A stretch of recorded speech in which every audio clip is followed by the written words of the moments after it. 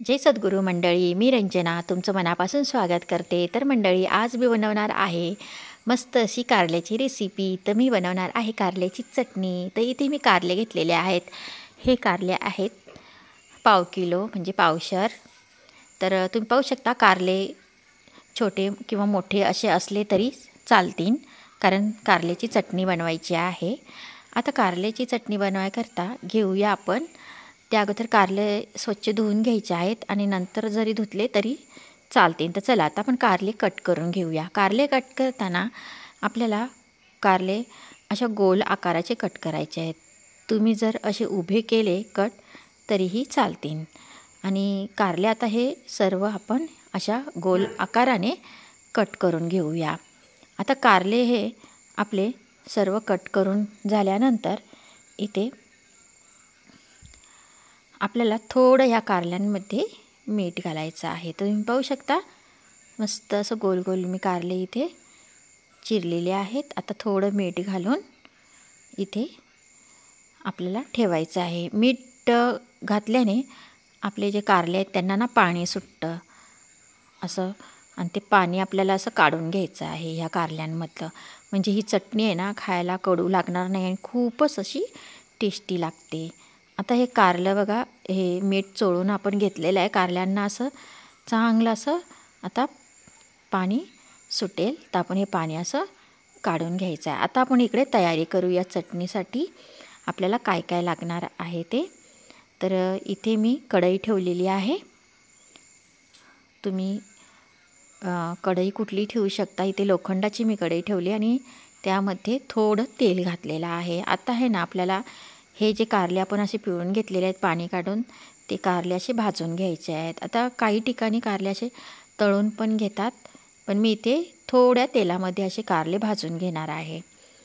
आता ही चटणी जी कारल्याची आहे, ती चटणी आहे ना 2-3 दिवस म्हणजे 8 दिवस म्हटलं तरी खूप छान अशी टिकेल, खराब होणार नाही जर असे कारले भाजून घेतले तर. आणि कारले आता आपल्याला मस्त असे भाजून घ्यायचे आहेत. पाहू शकता तुम्ही, थोडा वेळ लागेल पण छान असे कारले भाजल्या जातील आपले, तोपर्यंत भाजून घ्यायचे आहेत. कारले आपण आता हे काढून घेऊया. कारले काढून घेतले का आपल्याला त्याच कढईमध्ये आता इथे अर्धी वाटी शेंगदाणे घेतले आहेत मी, ते भाजून घ्यायचे आहेत.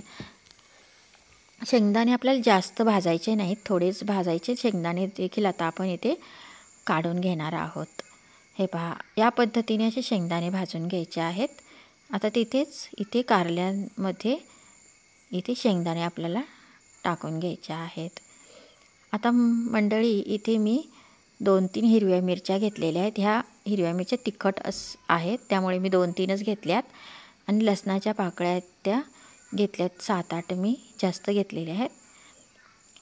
आता ते पण असं अदरमदर थोडे भाजून घेऊया. इथे कढीपत्त्याची सुकी पाने घेतलेली आहेत मी, तीसुद्धा अशी थोडी अदरमदर इथे आपल्याला भाजून घ्यायची आहेत.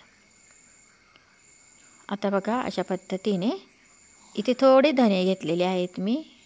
आपण पोह्या खातो त्या चमच्याने 1 चमचा असे धने घेतले, ते सुद्धा असे अदरमदर भाजून घेऊया. थोडं जिरं घातलं आहे. आता हे जिरं वगैरे सर्व आता असं भाजून घ्यायचं आहे. आता इथे मी पोहे खायचे 2 चमचे असं तीळ घेतले, त्यातनंही थोडे उरून ठेवले आहेत. तीळ शेवटलाच घालायचे आहेत, म्हणजे तीळ जास्त भाजल्या जाणार नाहीत. बघा, तीळ असं उडायला लागले. आता आपण हे सर्व जे आहे ते इथेच कारल्यांमध्ये असं काढून घ्यायचं आहे.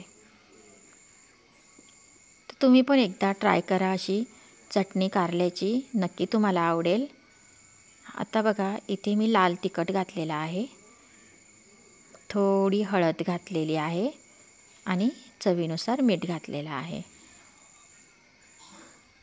आता इथे मी लिंबू असा पिळून घेणार आहे, कारण माझ्याकडे चिंच नव्हते म्हणून मी असं लिंबू पिळून घेतला आहे. त्याच्यामुळे जास्त कडवटपणा येणार नाही चटणीला. आता बघा, हे सर्व आपल्याला मिक्स करून घ्यायचं आहे. आता हे भाजलेलं असल्यामुळे ही चटणी आपली 8-10 दिवस टिकेल आणि आपण केव्हाही असं खाऊ शकतो. बघा इथे मिक्सरमधनं मी काढून घेतलेली आहे आणि आत्ता थोडी कोथिंबीर याच्यावर अशी भुरभुरले पाहू शकता तुम्ही। खूपच अशी टेस्टी आपली ही कारल्याची चटणी झालेली आहे। तर मंडळी कारल्याची चटणी तुम्हाला कशी वाटली नक्की मला कमेंटमध्ये सांगा, छान कमेंट करा। त्याच्यानंतर लाईक शेअर आणि सबस्क्राईब करा। चला तर मग बाय बाय, भेटू पुन्हा पुढच्या व्हिडिओ।